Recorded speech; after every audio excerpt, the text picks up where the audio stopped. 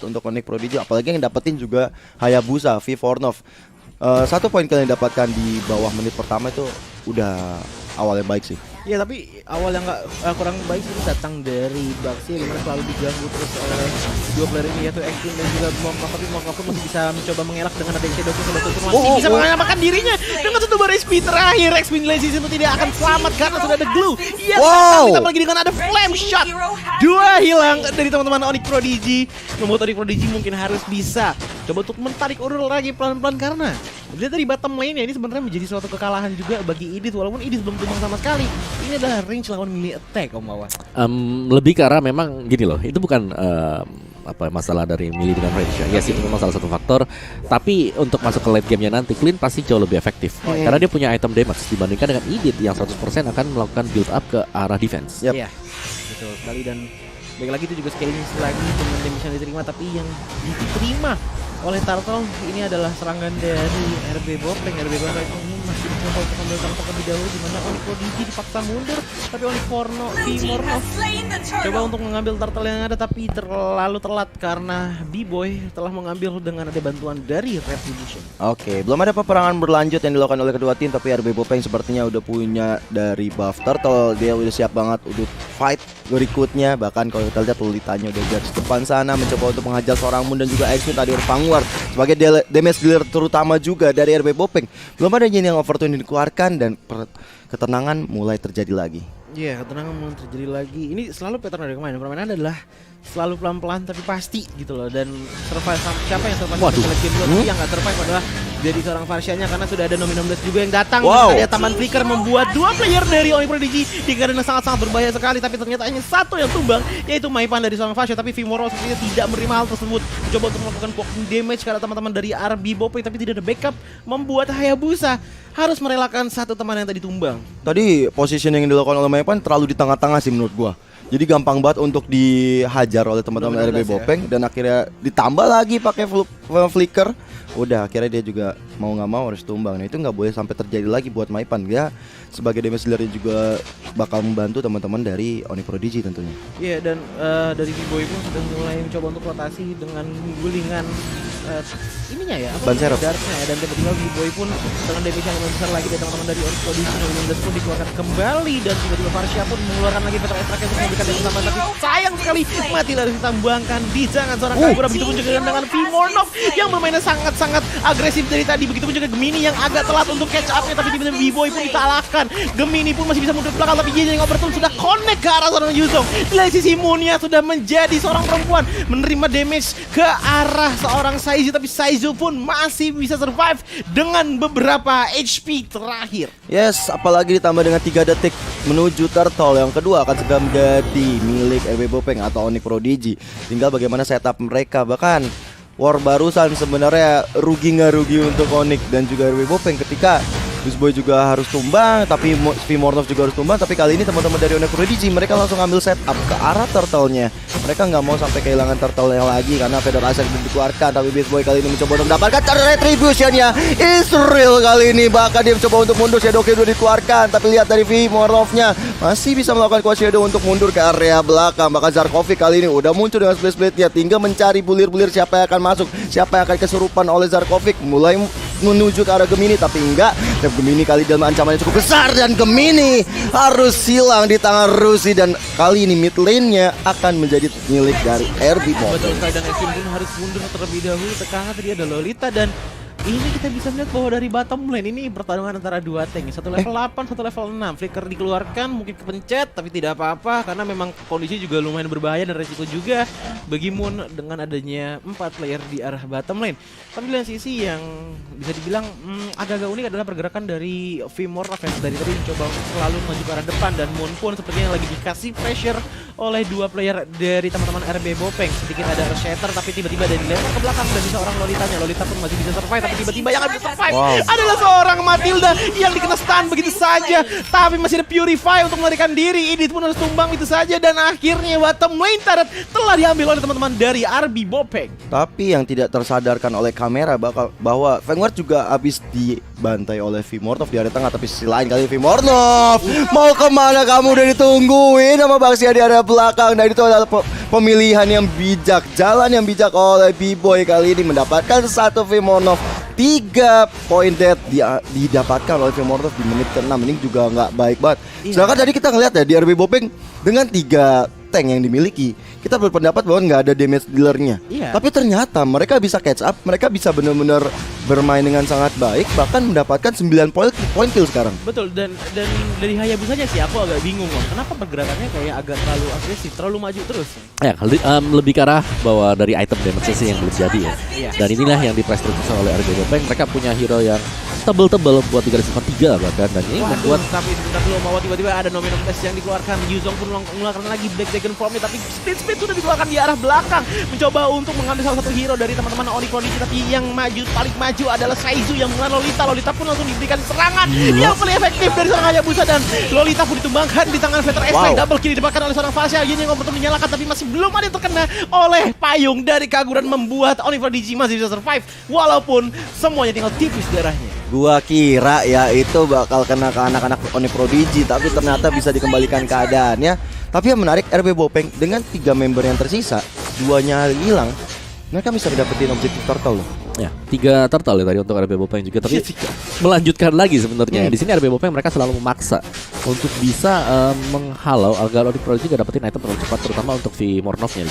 Dan itu penting banget ya menurut gue, karena kalau sampai memang sudah jadi Onyx Prodigy pasti akan bisa memberikan serangan balik seperti yang kita lihat tadi. Mereka punya satu buah turret, mereka bisa defense di sana dengan adanya Parsha, dengan mungkin dive in-nya juga di Gemini dengan Yuzong dia. Betul banget. Dan kalau kita lihat dari Zarkovic yang selalu maju ke area depan sana, mengganggu pergerakan dari teman-teman dari Onyx Prodigy, dan bahkan dari B-Boy udah langsung nyolong ke arah purple buff milik seorang Hayabusanya. Dan tentu ini awal yang gak baik untuk Onyx Prodigy kalau mereka dipaksa team fight. Kalau mereka dimajuin sedangkan Hayabusa yang gak punya purple buff, energinya bakal cepet habis. Iya, dan apa sih bilang, dari Onyx Prodigy pun sejauh ini sangat-sangat terpressure sekali oleh teman-teman dari RB Bopeng. Walaupun kita bisa melihat bahwa kill count pun hanya selisih 3, dengan networknya juga ternyata lumayan jauh sekitar 4.000 gold. Ini membuat RB Bopeng pun sampai sekarang masih memiliki advantage yang lumayan besar. Apalagi kalau misalkan kita lihat dengan 3 tank dan lawannya adalah Hayabusa, yang berarti shadow kill dari Hayabusa ini juga nggak bakalan bisa terlalu efektif, mengingat yang harus ditumbangkan terlebih dahulu ada Kagura ataupun Clean-nya. Tapi dari sisi B-Boy coba untuk melindungi darah top lane terlebih dahulu agar top lane pun dihancurkan oleh seorang Clean. Saizu dari sisi ini sepertinya benar-benar seorang laner yang benar-benar dedicated banget untuk menjaga teman-temannya. Dimana Saizu walaupun teman-teman tidak melakukan inisiasi, selalu berada paling depan, coba untuk mematahkan pergerakan dari teman-teman Onyx Prodigy agar teman-temannya bisa melakukan defense ataupun ofensif dengan sangat-sangat nyaman. 2 strikernya Clean sama Kagura ya, di tangan Rushi dan juga di tangan Vanguard. Kalau mereka bisa mendapatkan damage ke area belakang, terutama ke Maipan, ini udah enak banget sih. Dan juga kalau misalnya mereka bisa dapetin ke arah Vimornov nanti di arah late game ya, wah ini bakal bahaya banget. Walaupun dari Zarkovic yang bakal nanti opening pasti bakal di backup juga sama sama Zizu. Tapi Best Boy juga sih menurut gua. Dengan sebagai junglernya enak banget, banyak yang nebein juga dari teman-teman RB Bopeng. Iya, dan tim juga B-Boy pun sepertinya sudah mulai dedicated ke arah depan. Tapi juga ada serangan dari seorang Fasya dengan Veteran X-Ray yang mencoba untuk menghilangkan seorang B-Boy, tapi B-Boy ini selamat. Tapi yang hilang ternyata adalah seorang Matilda dari damage seorang Clean sangat besar sekali. Di lain sisi kita bisa melihat bahwa Gemini mencoba untuk mengejar Vanguard dan menghilangkan Vanguard. Seorang Kagura, ini berarti damage dari RB Bopeng sudah mulai dikurangi begitu saja, apalagi dengan dari Clean yang dari tinggal tipis sekali. Tapi Flicker pun mencoba untuk mengejar Saizu ke arah belakang. Rasi pun tidak terlihat, membuat ia masih bisa recall ke arah belakang. Dan oh my god, ini bisa dibilang lumayan adil bagi kedua belah tim, tapi nggak adil bagi Saizu karena Saizu masih berada di paling depan, mencoba untuk defense lagi agar di arah mid lane tidak dihancurkan begitu saja. Karena kita lihat dari belakang sudah mulai ada yang datang, yaitu Baxia, tapi Baxia pun masih mencoba mencari rute yang aman agar tidak terlalu besar korban jiwanya untuk teman-teman dari RB. Wah, ini sebenarnya gak adil ya untuk Onyx Prodigy ya, karena Vimornovnya yang hilang tadi. Oke, ditukernya sama Zarkovic, but Zarkovic Zarkovic gitu.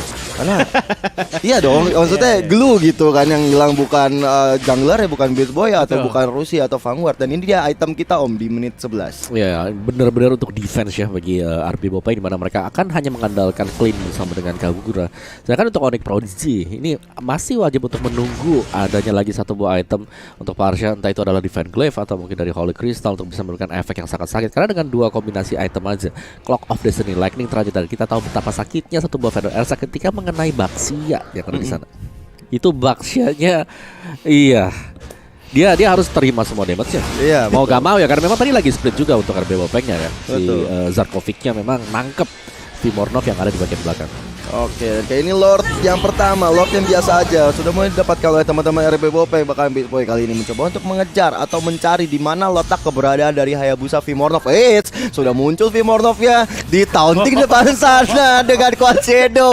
Siap, dia langsung berpose depan situ ya. Untung masih bisa mundur ke area belakang. Kecepatan tangan yang luar biasa ditambah dengan sebuah apa ya, taunting. Itu bisa jadi fatal sih kalau sampai benar-benar ditumbangkan loh dari Vimornov ya. Tapi ya balik lagi dari Blue juga sepertinya masih menerima itu sebagai candaan dan tidak diserang begitu saja, cuman yang sudah mulai diserang ada di arah Milling Turret. Dimana Milling Turret pun sudah mulai disentuh oleh Lolita, Glue dan juga Clean. Kagura pun sudah assemble di arah mid lane-nya. Begitupun juga ada Moon, dan bisa dibilang Moon dan juga Farsha adalah dua hero penting untuk defensive manuvernya, karena dengan ada Earth Shatter dan juga combo dari Veteran Airstrike itu bakal menjadi combo yang sangat harmonis sekali, apalagi kalau misalkan Gemini bisa melakukan timing yang tepat juga berbarengan dengan adanya Black Dragon Form. Tapi yang tidak masuk adalah seorang Zarkovic pun menyalakan Freeze untuk mencoba menarik ulur Onyx Prodigy ke arah belakang, tapi yang mencoba menarik juga kembali adalah seorang Yu untuk mencoba mengeluarkan Black Dragon Form ke arah depan.